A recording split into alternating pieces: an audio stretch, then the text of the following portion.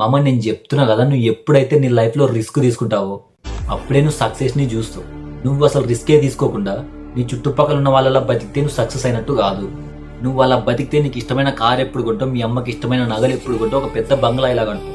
For example మీ ఇంటి పక్కల వాడే హోటల్ మేనేజ్మెంట్ చేస్తున్నాడు, వాడికి మంత్లీ 25 to 30K వరకు వస్తుంది.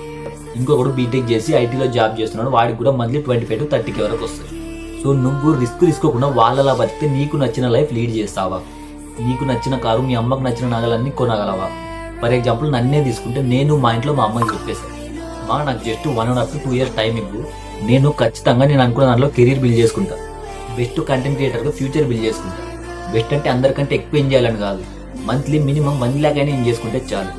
అండ్ గుర్తుపెట్టుకొని నేను చేసే వర్క్లో జస్ట్ 3 hours వర్క్ చేసుకుంటా. ఇది 9 to 5 జాబ్ కాదు. అండ్ దీంట్లో నేను ఫెస్టివల్స్కి, మ్యారేజెస్కి ఎవరి పర్మిషన్ తీసుకోవాల్సిన అవసరం లేదు. సో నేను రిస్క్ తీసుకున్నా కాబట్టి నాకు స్లోలీ గ్రోత్ వస్తుంది, చేంజ్ అనేది వస్తుంది. అలానే ఎప్పుడైతే నువ్వు కూడా రిస్క్ తీసుకుని ఒక బిజినెస్ స్టార్ట్ చేస్తావో చెప్తున్నా, నీ లైఫ్ హ్యాపీగా లీడ్ చేసుకోవచ్చు. ఎవరి కింద పని చేయాల్సిన అవసరం లేదు. సింపుల్గా చెప్పాలంటే 2-3 hours వర్క్ చేసుకుంటూ మంత్లీ 1 lakh వచ్చేది కావాలా?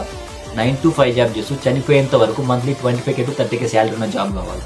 సింపుల్. నువ్వు తీసుకునే ఛాయిస్ మీదే నీ లైఫ్ డిపెండ్ అయి ఉంది.